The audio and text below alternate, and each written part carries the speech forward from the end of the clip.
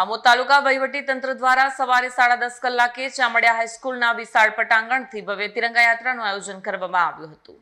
આમોદ તાલુકા વહીવટી તંત્ર દ્વારા ચામડિયા હાઈસ્કૂલથી 2 કિલોમીટર લાંબી ભવ્ય તિરંગા યાત્રા યોજાઈ। ધારાસભ્ય ડી.કે. સ્વામી સહિત વહીવટી અધિકારીઓ, પોલીસ જવાનો, હોમગાર્ડ, શિક્ષકો અને વિદ્યાર્થીઓ મોટી સંખ્યામાં જોડાયા। યાત્રા પૂર્વે સામૂહિક વંદે માતરમ ગાન કરાયું।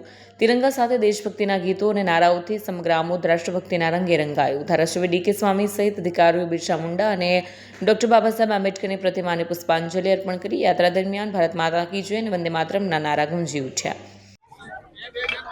आज रोज तारीख 13 ऑगस्ट 2026 15મી ઓગસ્ટના ભાગરૂપ હર ઘર તિરંગા યાત્રા ચાલી રહી છે ત્યારે આમોદ તાલુકા અને નગરપાલિકા વિસ્તારમાં માનનીય ધારાસભ્ય શ્રી ડી.કે. સ્વામીજાની વિશેષ ઉપસ્થિતિમાં આમોદ નગરપાલિકા અને આમોદ તાલુકા વહીવટી તંત્ર દ્વારા આયોજિત હર ઘર તિરંગા રેલી ચામડિયા હાઈસ્કૂલ ગ્રાઉન્ડ ખાતેથી શરૂ થઈ અને અંદાજિત 2 કિલોમીટર જેટલા રાઉન્ડ કરી અને તિરંગા યાત્રા ખૂબ જ સારી રીતે તમામ નાગરિકોએ આમાં ભાગ લીધો। ચામડિયા હાઈસ્કૂલ સહિત ગામ આગેવાનો, પ્રતિષ્ઠિત નાગરિકો, તમામ વહીવટી સ્ટાફ, પોલીસ સ્ટાફ આ બધાના સહયોગથી ખૂબ જ સરસ રેલીનું આયોજન થયું।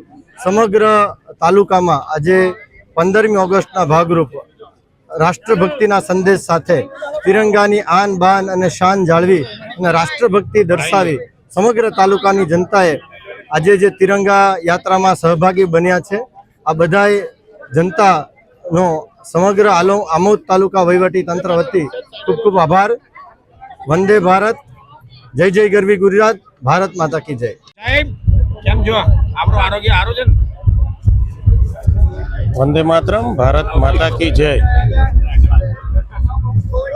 આજે આમોદ અને આમોદ તાલુકા ના જનતા દ્વારા તેમજ મામલતદાર ઓફિસ, પીડીઓ ઓફિસ, આમોદ નગરપાલિકા દ્વારા તેમજ આ વિસ્તારના સૌ આગેવાનો, ભારતીય જનતા પાર્ટીના સૌ કાર્યકર્તાઓ સાથે મળીને તેમજ પોલીસ સ્ટાફ પણ સાથે મળીને આજે 15મી ઓગસ્ટની પૂર્વ દિવસોએ આખા ભારત દેશની અંદર જ્યારે તિરંગા યાત્રા નીકળી રહી છે ત્યારે આજે આમોદ ખાતે ભવ્યાતિ ભવ્ય રેલી નીકળી અને ખૂબ સારા એવા વાતાવરણમાં દેશભક્તિના રંગમાં દેશભક્તિના ગીત ગાતા ગાતા તમામ વર્ગના લોકો જોડાયા।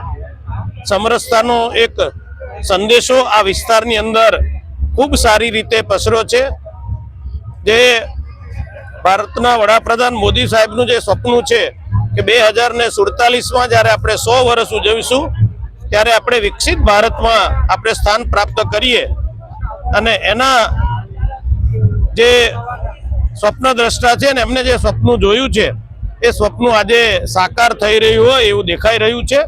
તો આજના દિવસે આપણને જેણે આઝાદી અપાઈ, સરદાર વલ્લભભાઈ પટેલ સાહેબ, બાબા આંબેડકર સાહેબ, વીર ભગતસિંહ તેમજ અન્ય મહાત્મા ગાંધીજી જેવા અનેક સપૂતોએ આ દેશને આઝાદી અપાવીને બલિદાન આપી દીધું છે। એવા સપૂતોને આજે આપણે ખૂબ યાદ કરી એમના ચરણોમાં શ્રદ્ધાંજલિ અર્પણ કરીએ છીએ। વિશેષમાં સૌના હૃદયમાં તિરંગો કાયમને માટે વાસ કરે, કાયમને માટે એક સારા નાગરિક બનીને રહે, દેશની સાથે કાયમને માટે રહી અને દેશ વિકાસ કરે એવી ભગવાનના ચરણોમાં પ્રાર્થના કરું છું। વિડીયો જર્નાલિસ્ટ મોહમ્મદ ખત્રી સાથે સત્યા ટીવી ન્યૂઝ આમોદ।